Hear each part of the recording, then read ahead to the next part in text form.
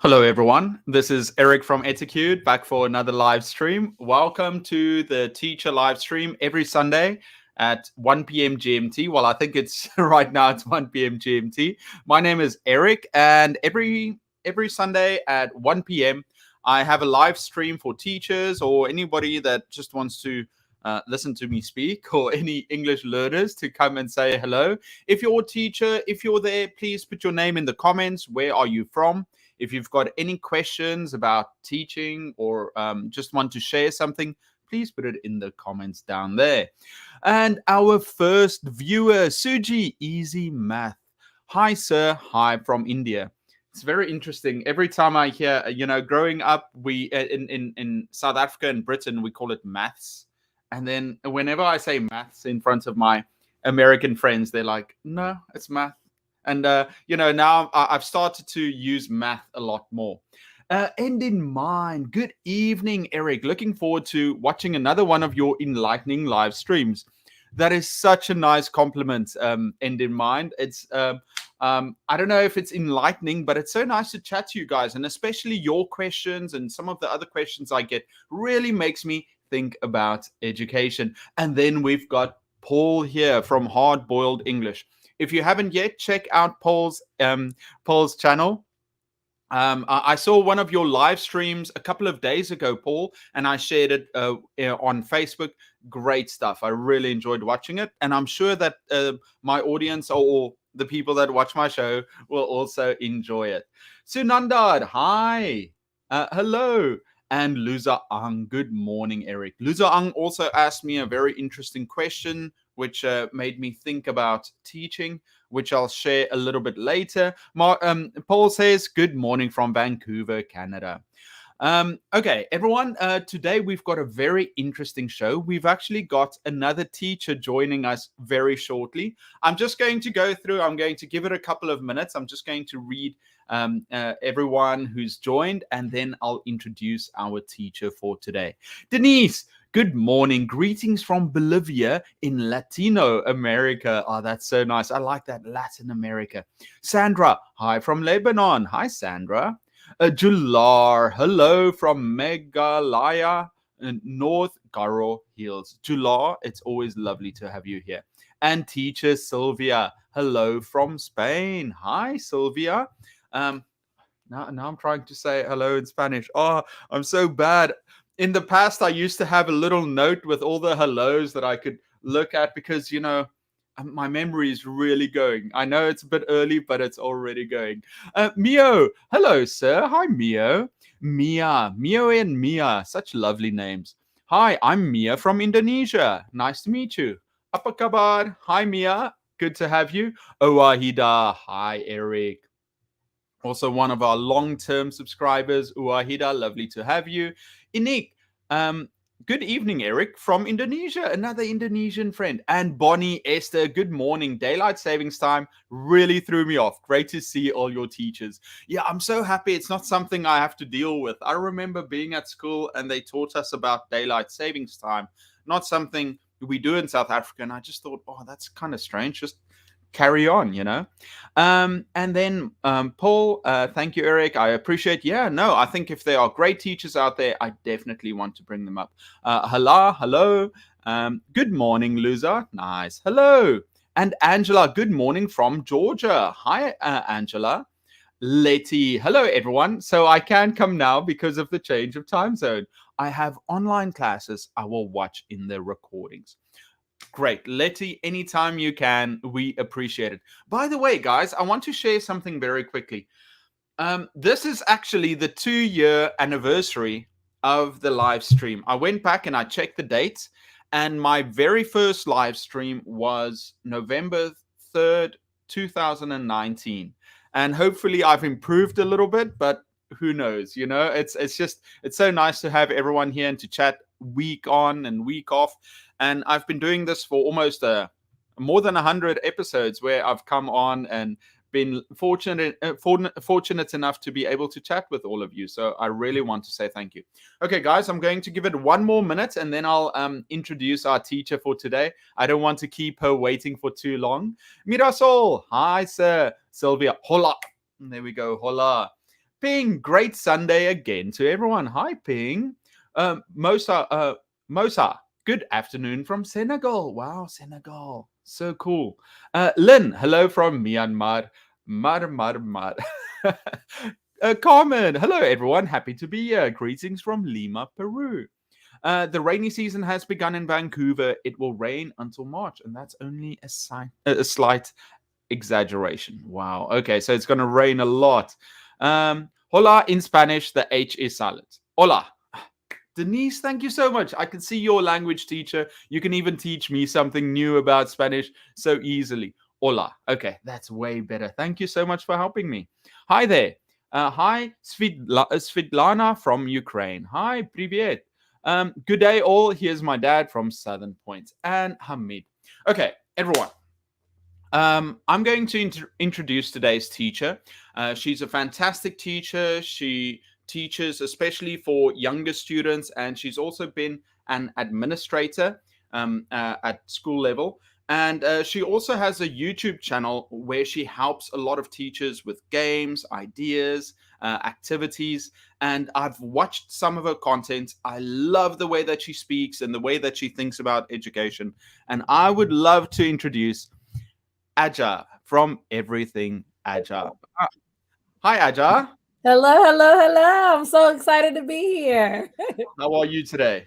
I'm great. We had daylight savings time too. So when I woke up, I had to look up your time and I was like, oh, it's 14-hour difference, not a 13-hour difference. So it worked out. Okay, so Aja, I'm not sure if many of the viewers know you. Can you please introduce yourself and what is your experience in teaching? Okay. So I've been in teaching over a decade. I started off in pre-K. I literally did pre-K for about 4 years.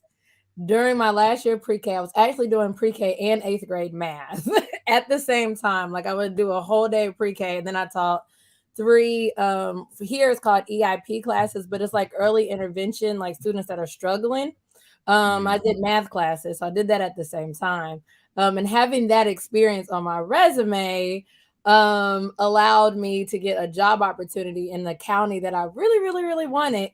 And then I jumped literally from teaching pre-K to fifth grade full-time advanced students. And I had never been in a fifth grade class. Like it was definitely a jump. And I adjusted very well. So then I did fifth grade for some years. Like most of my experience is in fifth grade. And then from that experience, I started leading like here we call it professional development, but like trainings for teachers while I was in the classroom. And then our school closed down because it was too old. And so then I've done technology. I became a technology teacher. And while I did technology, I continued to lead like teacher professional development. So then that's when my principal was like, yeah, we need you as an administrator. Pulled me out of the classroom, and I've spent the last 5 years as a curriculum specialist. So I pretty much have been over everything: math, science, social studies, all the curriculum, making classes, all the kids learning experience, phonics for K5, everything over the last 5 years as an administrator. So that's what I've been doing. And then I've started my own brand, my own educational consulting business the last 2 years. So I've been doing, the YouTube channel. So now I'm actually transitioning so I can help more, more teachers and more parents full time in this direction. So it's exciting, but that's my experience. So I've kind of Well, been like, I think it's such a wealth of experience. You've done so much, and obviously you're still very young, but you've had all these great experiences and learning opportunities. What brought you to teaching? I mean, why did you become a teacher? So actually it started when I was a little girl. Like Mm. my mom, she really kept trying to say, okay, baby, let's do something else. That's all I wanted to do. Literally from the age I was like 3 or 4 when I was in daycare, like I would get all my stuffed animals. Hi, everybody. I would get all my stuffed animals. And most little girls play house. I don't know if I have any women that loved house. I was not that kid. I was not. All I wanted to play was school. That's it. So I was always playing school. Every time somebody came over, I'm like, I'm the teacher, you're the student. And this actually continued. It's a little embarrassing to say until like my freshman year of high school. I was Mm. still playing teacher. Like I knew what I wanted to be. Like I've never really entertained anything else. Like I just knew I had to be a teacher. Like so it was truly a calling. Well, I think okay. I want to come back to teaching, but I've seen you as a content creator, creating videos for YouTube, and I can see a real passion in how you edit and the topics you talk about. And I think it's not just teaching; it's about sharing things. So I really like that enthusiasm you bring to probably well, obviously your teaching and your YouTube and just helping teachers. Now, you've had a lot of experience. What are some of the difficulties that you feel like when you first started teaching, this was one of your main issues, but you feel like over time you've kind of solved this problem? Because I feel like every teacher, we've got some weaknesses, we've got some Achilles heels, so what was yours, and what do you feel like you've improved throughout your teaching? That's a good one. That's a good one. Because I actually just did a live stream with my audience about this. Like my Mm, biggest lesson has definitely been like putting all the pieces together. When I first started teaching, it was just so overwhelming. So I don't know if there are any new teachers out here. Let us know. But it was just so overwhelming, like with all these pieces, because going from college, they don't prepare you. Well, here I felt like I wasn't prepared for real life teaching. Like in college, I would spend a 6 page lesson plan for one lesson, and then when you go into teaching into the public school system, I felt like I was like thrown out to the wolves. I was like, I don't know mm, what are they talking about. I didn't know all of the lingo, like the PLC. I was like, what does that mean? What is like all these acronyms are coming at me. Um, and then like the lesson planning process, like I just couldn't keep up. I felt like behavior management was one. I was run to the mm, Dollar Tree every week, but behavior mm, management and planning, like trying to put all those pieces together. Like I would stay mm, my first 3 years of teaching, I would stay at that school till 9 o'clock at night every night.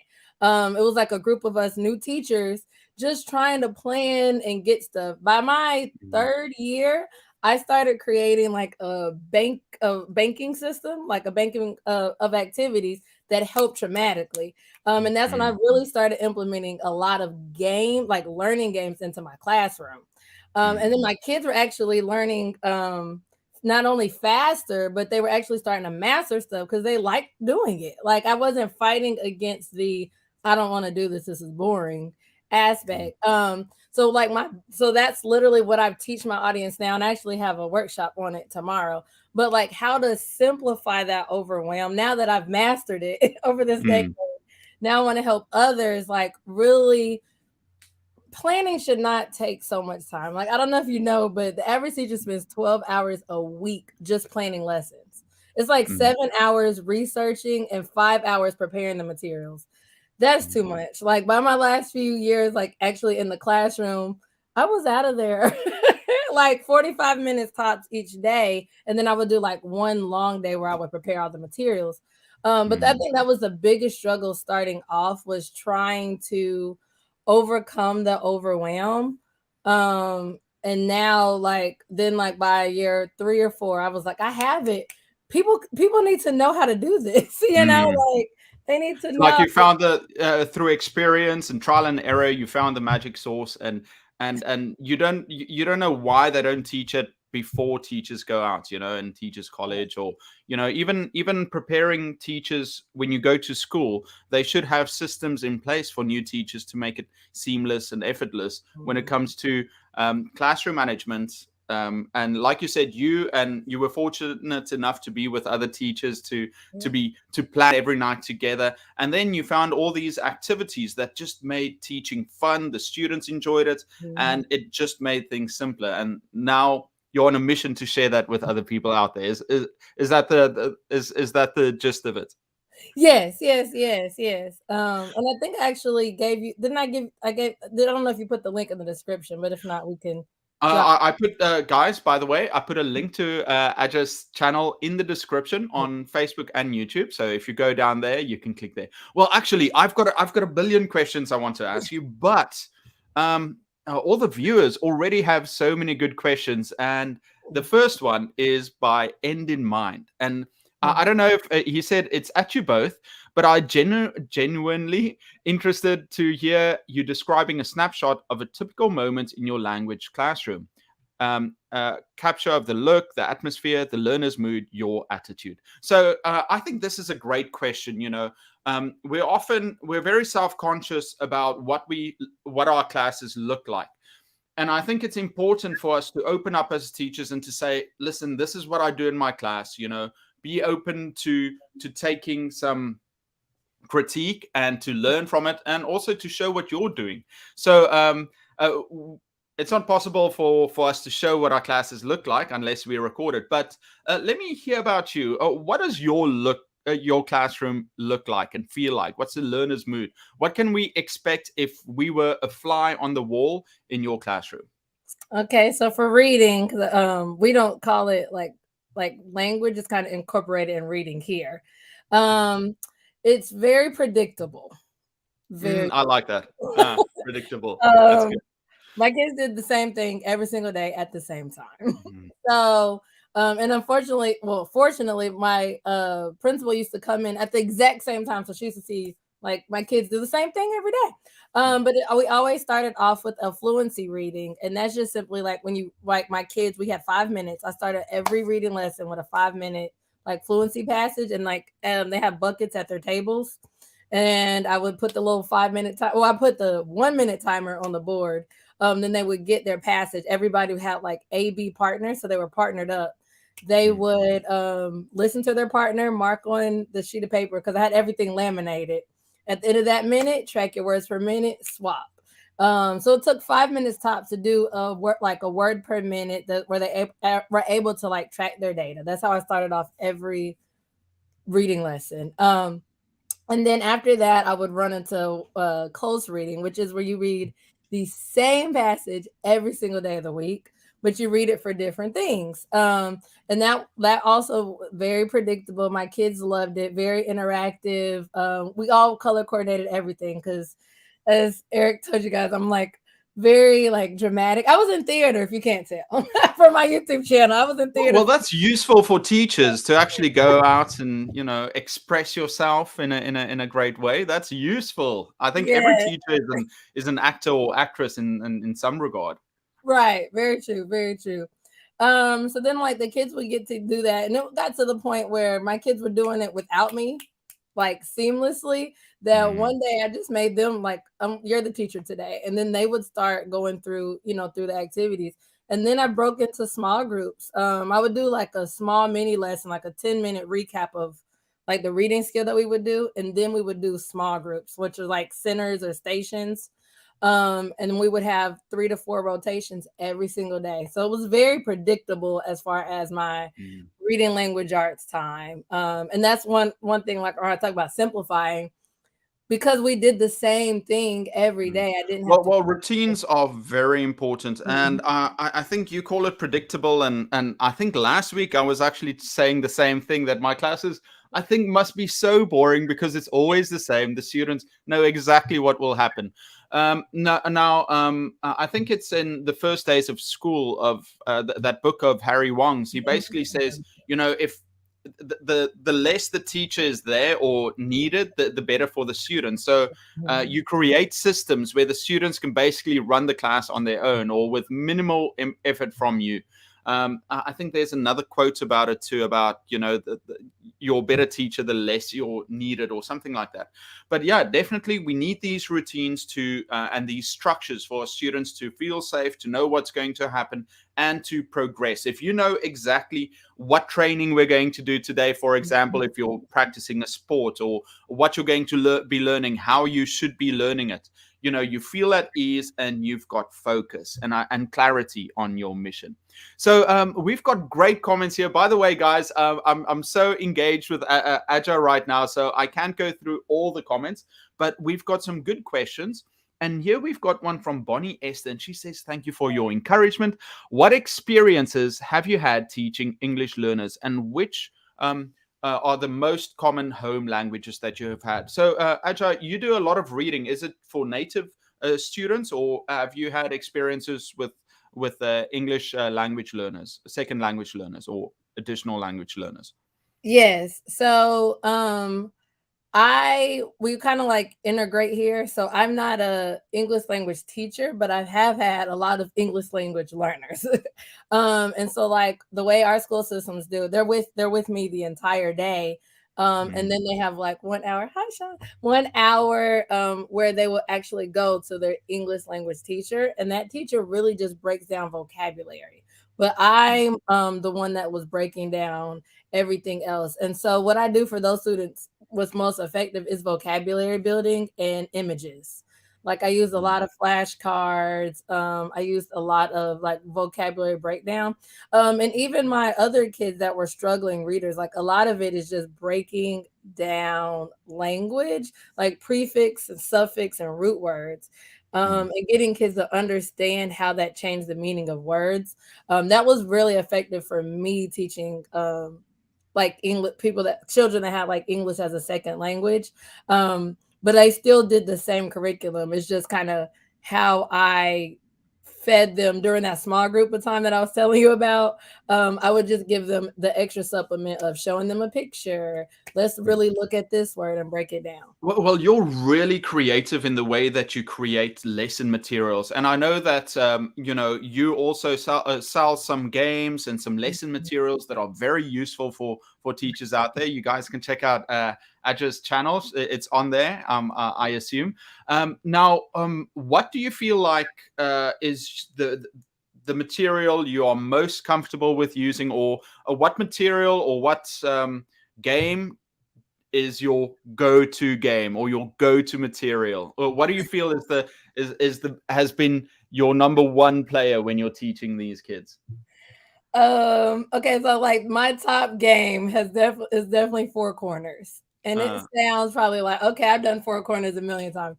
But when I tell you that game can go with anything, like one of my simple go-to things is like just like if the kids are learning something, print out a worksheet, and then like a multiple choice worksheet, but then turn it into a game where the kids are able to walk to like the mm, different corners. So if you guys haven't played Four Corners, it's simple.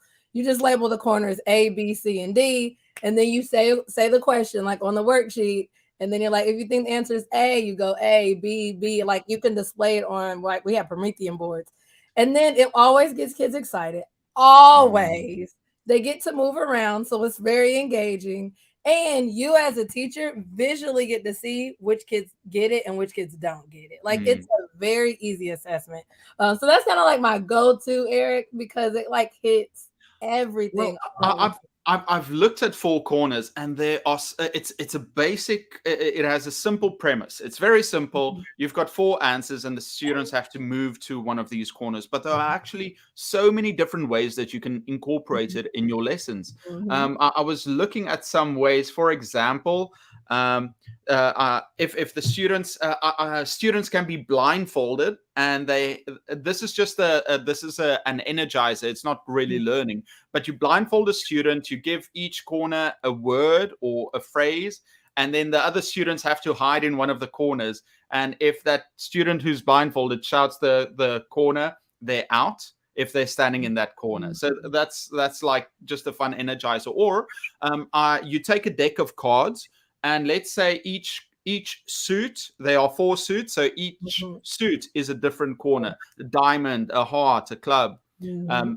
So each suit is a different corner, and each card is a different activity. So, for example, ace is brush your teeth, and then something like that. So you write it all on the board: brush your teeth, wash the dog, do jumping jacks, whatever verb you want to practice.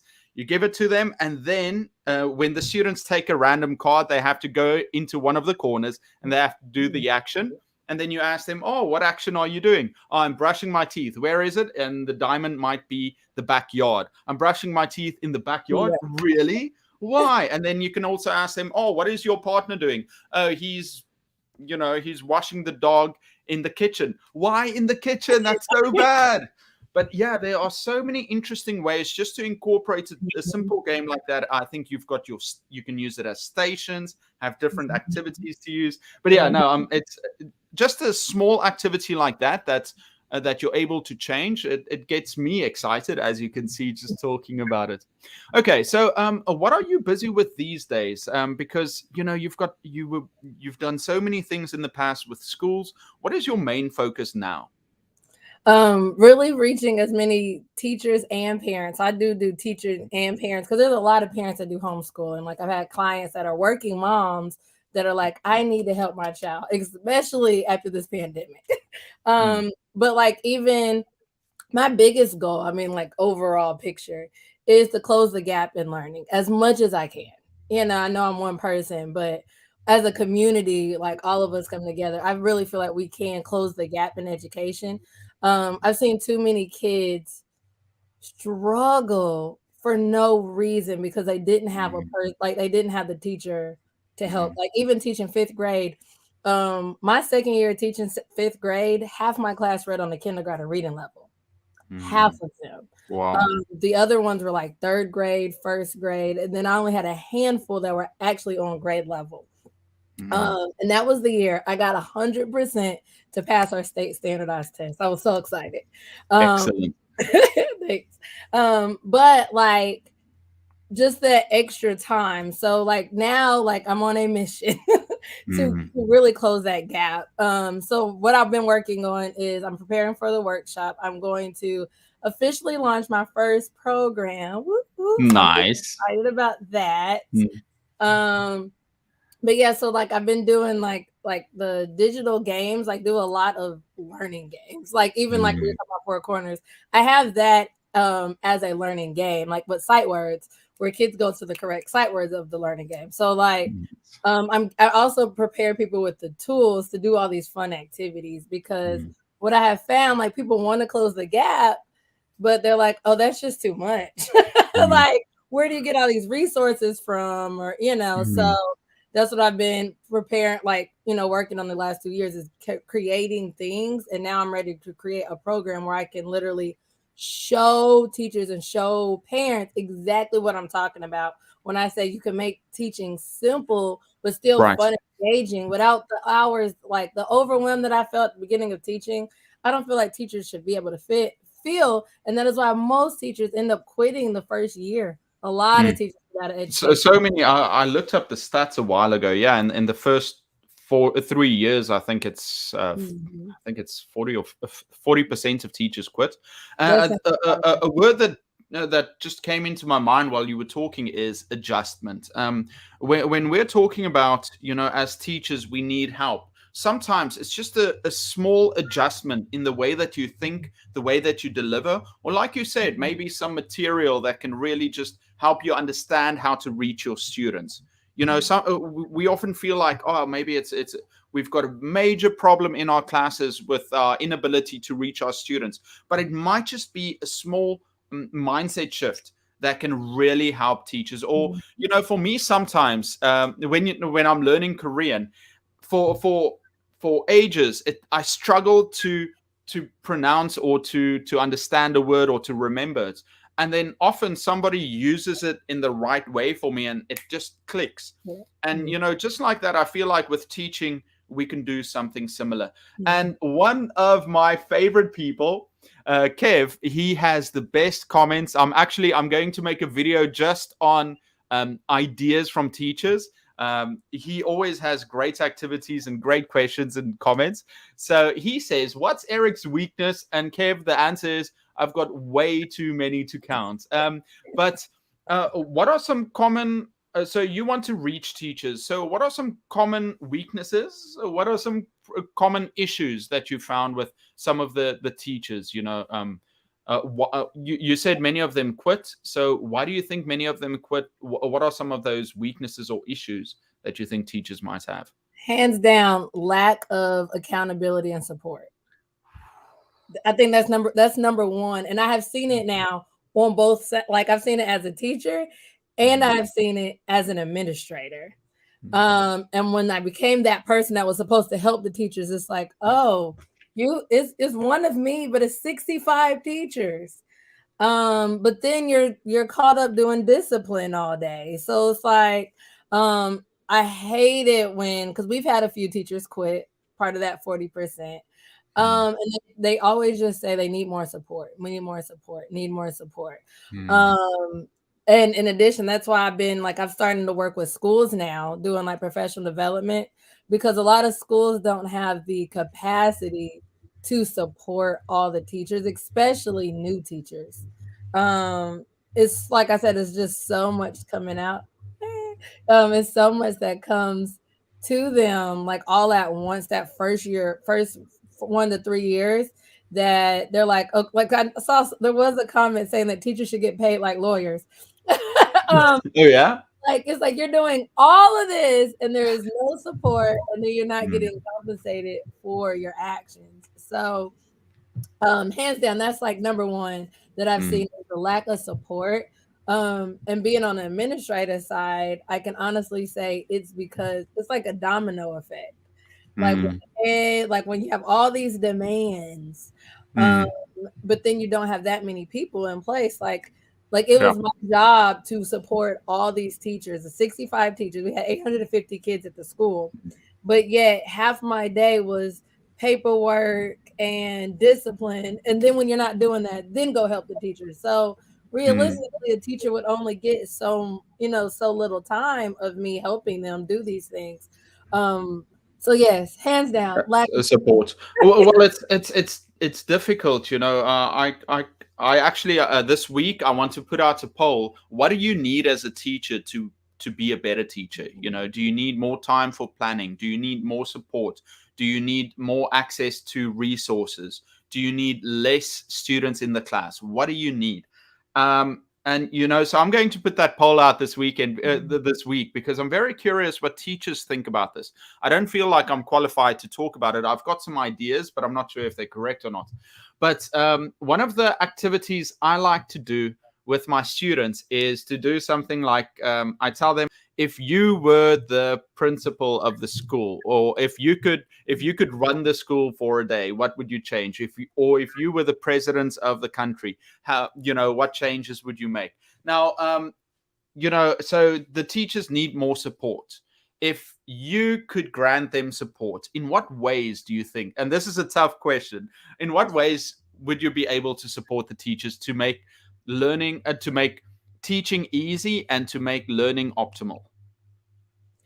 really what I'm doing now. Like honestly, Yeah. that's what my like that is exactly it. But it was hard to get to that, Eric. It was really hard. It took a lot of surveying, like you just said, polling my audience, of like the number one thing teachers kept saying is, I'm just so overwhelmed. And I was like, that was me. Like you guys are you're me. And so I was able to identify with that overwhelm. Mm. Um, but the one gift I have is the creative part. So like naturally for me, I'm like, oh no, like I hate going to classrooms and the kids are sitting there doing worksheets. Mm. I absolutely despise that. I'm like, the kids are not, because being like, if we had to go to a meeting and somebody just gave us a worksheet and they were at their desk, we're not going to want to do that. We're not going to remember what we're learning. We're not, just naturally the way society is. And I'm like, no, turn that worksheet into a game. You could do the same Mm. material, just make it exciting Engaging. and fun. Yeah. Right. And so that's like second nature to me, but I realize it's not second nature to a lot of people. Like that is It also, it's second nature, but it also takes time. I remember when I first started teaching, I thought, wow, I've got to make all these lesson plans. I've got to Mhm. create the curriculum. I've got to do all these things.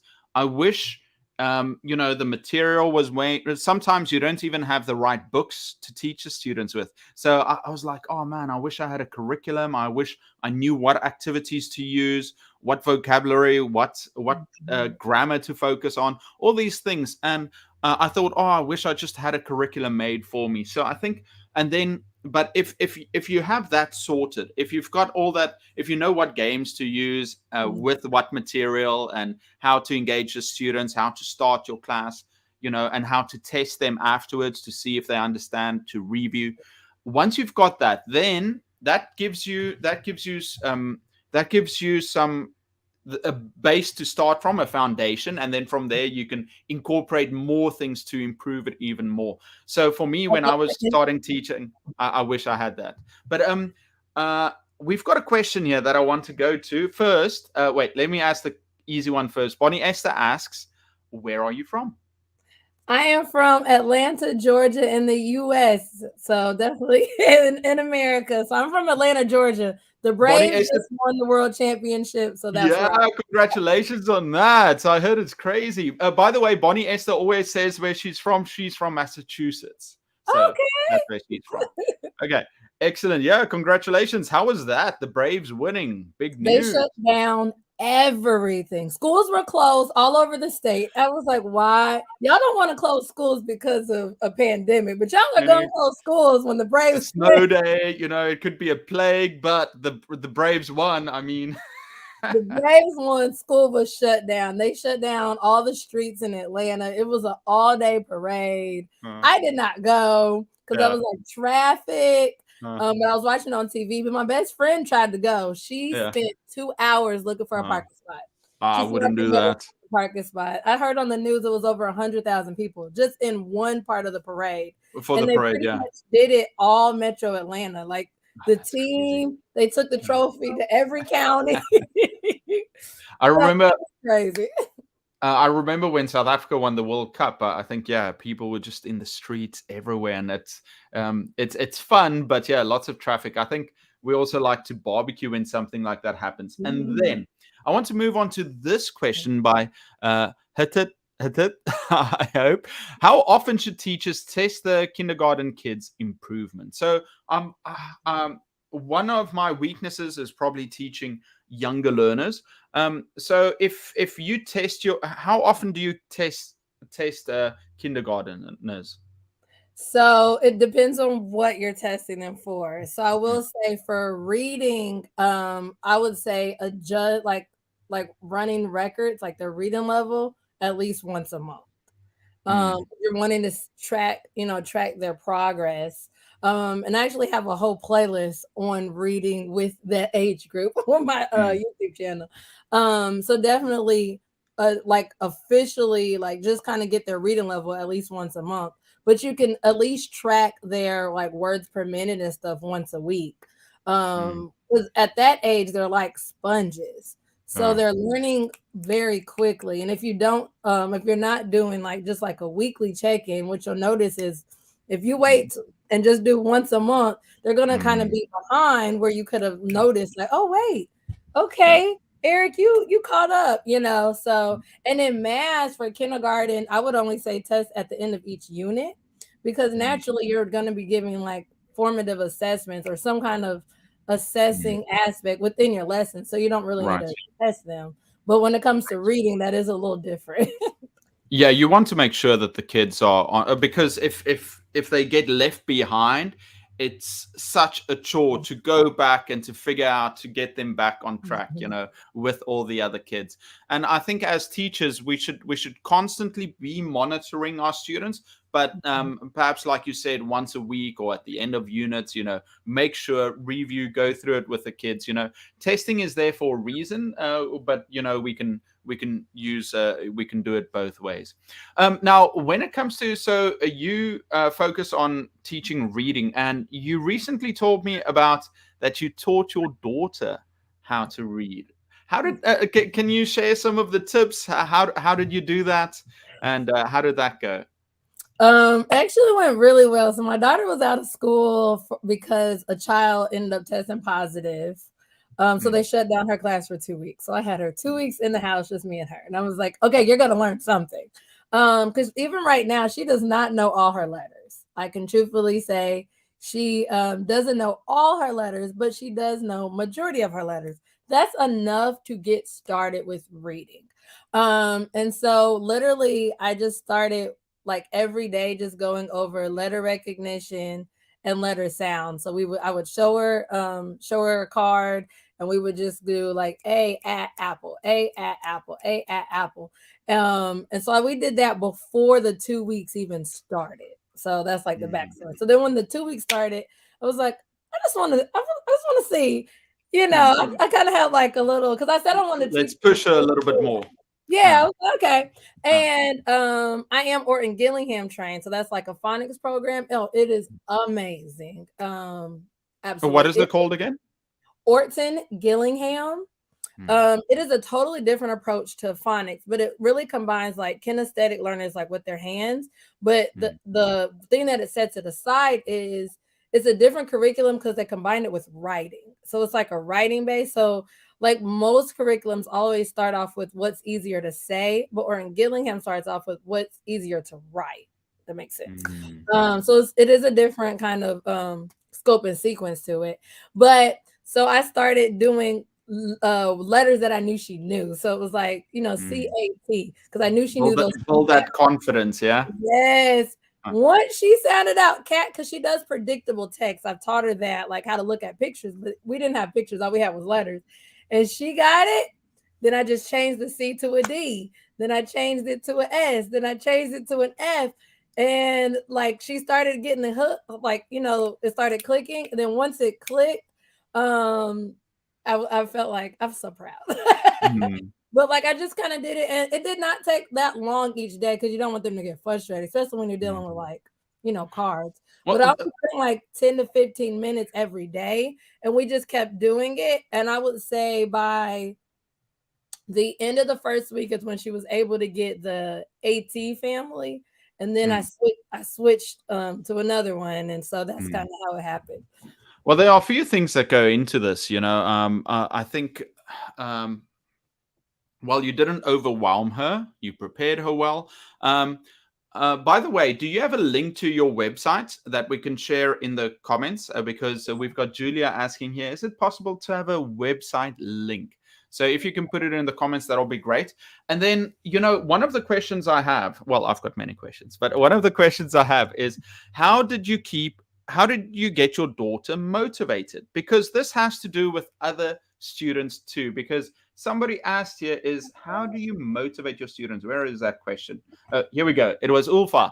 What do you think teaching students that even don't want to learn, but parents force him? It's hard to even talk to him. So often we have a student that just doesn't want to be in class. They're being forced by their parents to come and learn, but they hate it. So how did you motivate your daughter to learn and to read?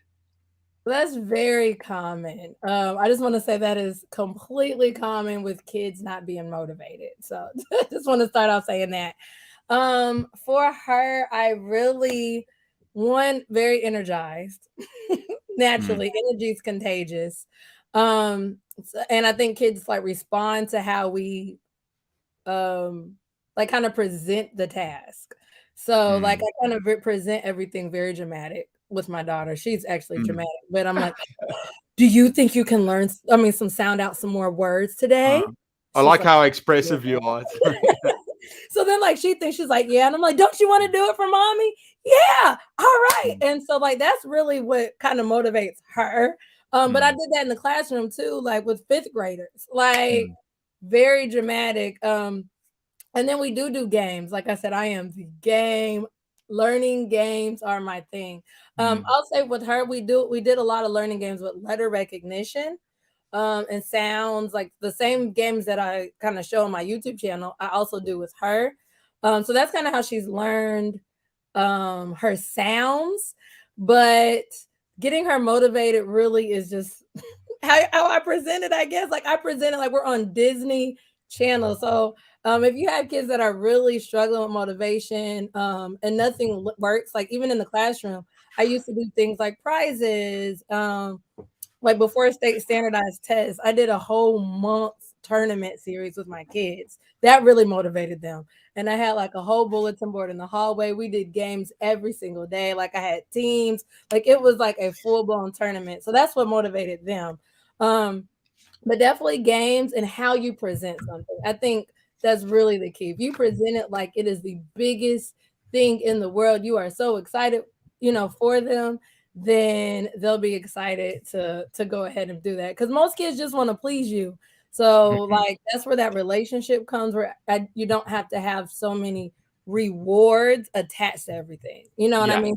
There's a lot of The learning itself is a reward. Well, actually, yeah. sorry, I just grabbed. I usually have a pencil and a notepad or post-it notes that whenever I get ideas, when I hear something, I like to write it down. Otherwise, I forget it. So I was just reaching out to get that, because while you were talking, all these ideas come out, and if I don't write it down, I'm going to forget it. And I think it's important. Sometimes if I go for an interview, I like to take a notepad to make notes. And while you were talking, I thought about so many things that you actually do with your students and with your daughter to get them excited about learning.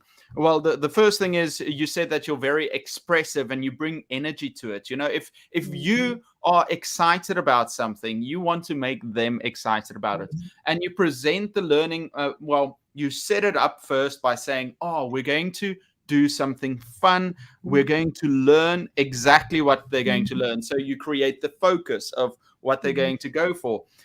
You know, and you said that you have these exciting games and you make it interesting for them. And I mean, these are all things that we should be doing with our students. We should be excited about what we're going to teach them. We should explain exactly what they're going to learn during the day, so that they know what they're supposed to be focusing on. Be expressive, be excited about it. One thing, see, that's why I should write the things down. I had this other idea that I really wanted to share that just slipped out of my mind. What is it? I can't get myself to do it. But yeah, all these things are so important as teachers to do for our students. Wait, it's on the tip of my tongue. It's like sometimes you've got this idea and it's there and you want to share it, but see, I should have had this there. You'll remember. You'll remember. Yes. That's it's not on the tip of my tongue. It's on the tip of my brain. Okay. Well, anyway, Aja, thank you so much for sharing all those ideas and things. So why did you? So you were a teacher first, and then you were an administrator, and now you've got this global idea of helping more teachers and reaching out. My question is, I'm online, I'm trying to work and reach teachers, or just sharing my ideas. You're doing the same. What do you think the benefit is for all these teachers? And Paul's doing it, Letty's doing it, lots of Boni-esther's doing it. All these teachers are now suddenly coming out and saying, you know what, I've got an idea, I want to share it. What benefits are there to teachers going online and starting to connect?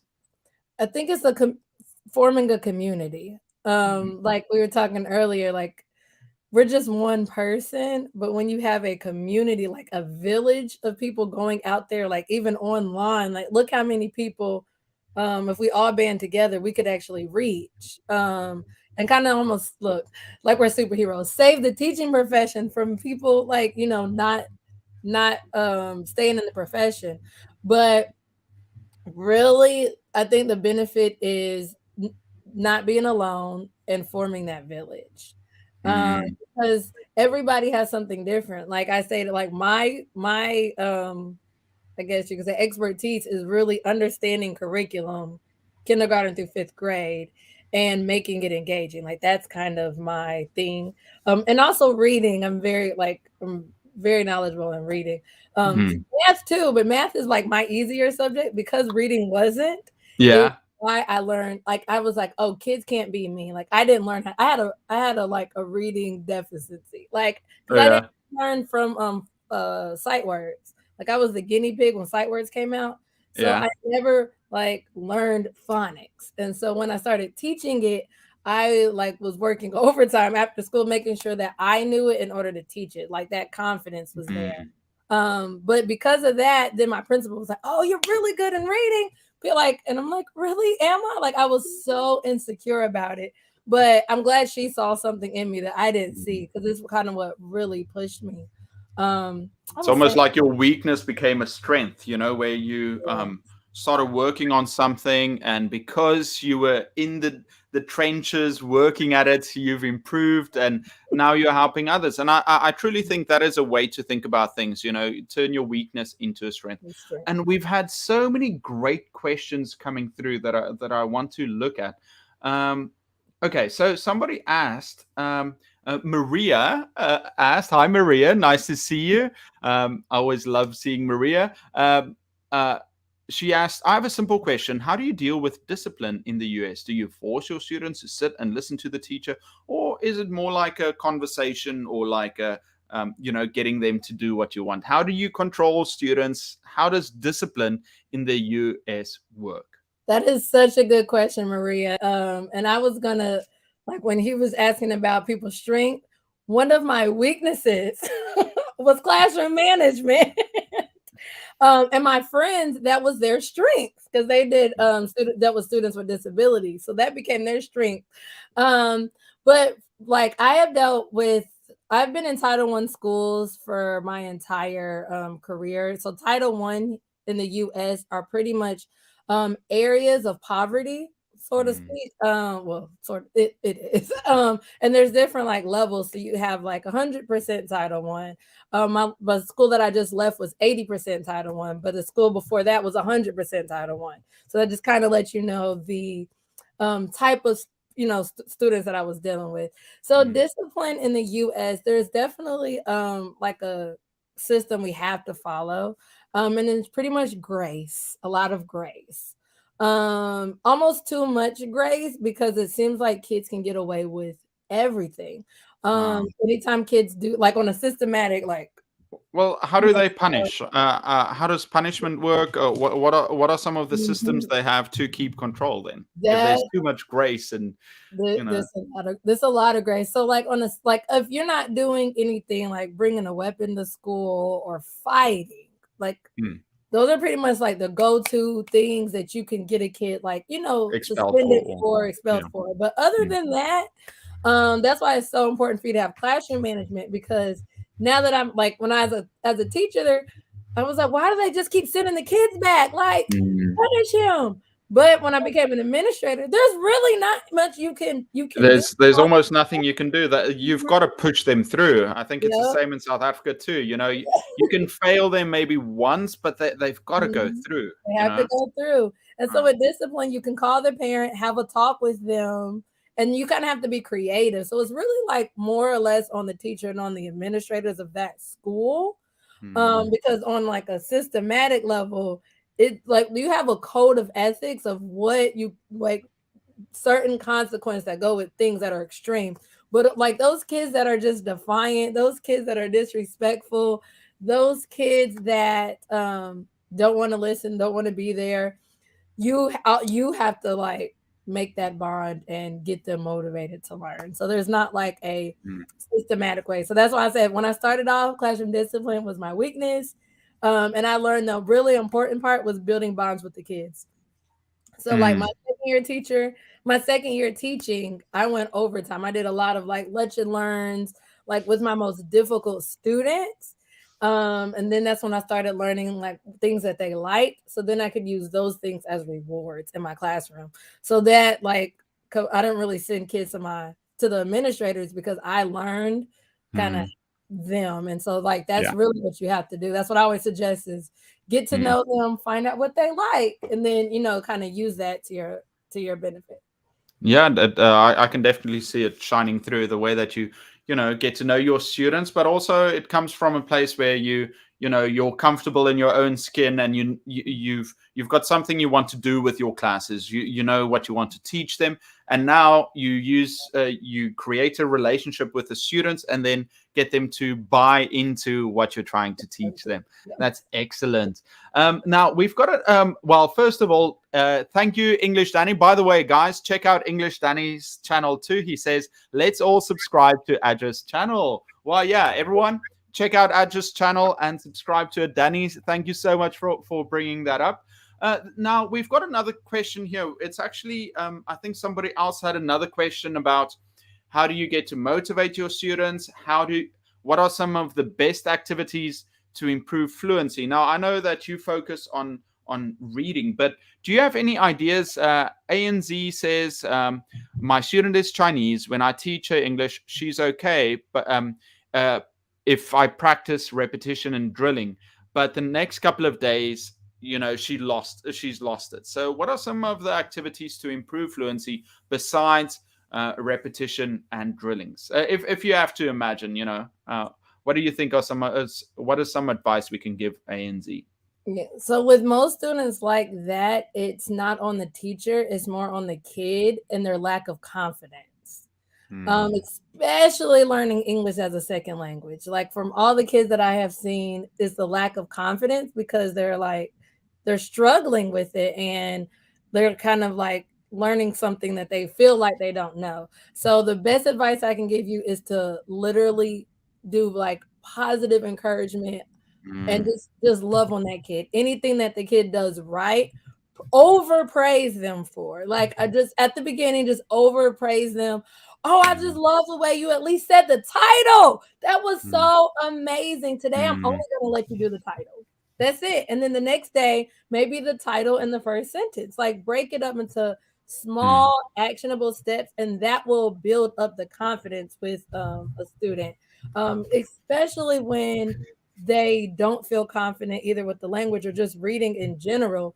Like just kind of make it really, really small wins. And you might say, like, I have all this stuff to teach, but if they're not receiving it or like mastering it, then what's the point of going? They're not gonna get mm. it. It's gonna go in one ear and out the other.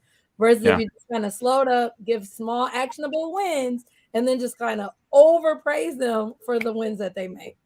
Exactly. I love that advice. Be overly positive and praise them. So the student, they're learning English and they've got these they're repeating the phrases or the words or whatever they're learning, the whatever grammar they're learning, or they're doing drills. And then the next day she comes in and she forgets. She's like, "Oh, I forgot." Well, I think with those students, you want to work on their on their confidence. And I loved when you say small actionable steps. Why not? It's possible for me. Sometimes I forget, and I need some kind of trigger to bring it back. Right. So instead of saying, "Okay, what did you learn yesterday? Let's do it again." The student is nervous. They're like, "Oh, I can't remember." Try and elicit some of what you've taught them before. Say, okay, do you remember we had this funny thing that we did? Mhm. Do you remember that? And or you give them a word, or what I like to do with my students, and it's sometimes I like to start the sentence for them. Right, so they're like, "Oh, okay, now I understand." Sometimes they just need that initial push, and then like da da da da da da da. Okay, and then they feel good. They're like, actually, I do remember what we did. It's just something like that. So yeah, I love that. Small actionable steps. Be overly positive. Praise them. And then also perhaps find some triggers, especially if it's an emotional trigger, something that was funny, something that's interesting, Mhm. something that is memorable. Mhm. So we've got these anchors. A lot of teachers use perhaps you've got a toy, or let's say you've got a toy doll, and the word was the toy doll jumps over the table. Then you show the toy doll, and it's like, and they're like, "Oh, I remember. That's a trigger." Mhm. Okay, well, Aja, we're coming to the end of our hour. Can you believe that? That's so Oh, it's so crazy. fast. Maria Costa Marta from Ecuador. Maria says, "Thank you. Bahare, hi there. You're here." And um, Danny, once again, thank you. He says, "Like this video and subscribe to everything from Aja." Hi, everyone. Hi, Fatima. Um, this is funny. He says, "Once I knew a father who used to use humor to separate his kids when they were fighting." I think a funny face can always work. Okay, well, guys, once we go to the end here, Aja, tell us what you're up to. Tell us where we can find you, and yeah, what are some of the videos or the content you're working on that we can watch out for? Yes, so you can definitely find me here on YouTube, Everything Aja. He has a link down below. Working on really, I have a free workshop literally tomorrow. Mm, So that's also posted all on my channel as well in the community tab. And the free workshop is all about how to simplify teaching, like exact things we talked about today, as far as what I've learned. Now I'm on a mission to really share that with others. So it's all about simplifying teaching without the overwhelm and hours of planning. So I did create a framework, and I'm ready to share it with the world, really. mm, So that's coming up tomorrow, and then I'm going to do it again in December. So I'm really been working hard on that. coming up content wise, I have a lot of holiday things coming up, like learning holiday games and activities, because that's what season we're in right now. And then like I do lives every Friday. It would be 9 a.m. here in Eastern Standard Time. So I know like that's like Saturday. Well, no, it was like almost late night Friday for you. So I do that every Friday, just like you do yours on Sundays. I do mine on Fridays, and that's the chance, just like this, where I can give tips, advice, etc. But yeah, so that's what I've been working on. Really excited to roll out my new program that jump starts in January. So I'm getting a cohort. It's going to be a group coaching program full of Wow, that's yeah. interesting. A So yeah, cohort. yes, I've been working for months on this. So that's why I'm really excited to open the doors and show everybody what I've been preparing to really kind of help and close that gap, like I said, in education. And really give parents and teachers the support they need, because that's literally what I found, like the lack of support, in addition to feeling overwhelmed, is a lot. So that is the calling I'm on and the mission I'm trying to help. So definitely rolling out the group coaching program. That's what I'm super excited about. Well, Aja, yeah, everyone check out Aja's channel tomorrow. There's the coaching on Fridays. Oh well, Fridays for me or for you. Yeah. You've got the live chat. Yeah, check out her channel, and her website's down there too. Aja, I just want to say thank you so much. I'm you're so motivated. You do so much, and I love your ideas, and I can't wait to see you again and to work with you again, because I think I'm going to finish on some wise words from End in Mind, where he says, "Being here serves to remind me that teaching is fundamentally about working with people. Time well spent." Okay. Well, Aja, everyone, thank you so much for joining. Check out Aja's website. Aja, thank you so much for joining me. And everyone, have a lovely week, and I'll see you next time. Thanks for having me. Bye-bye.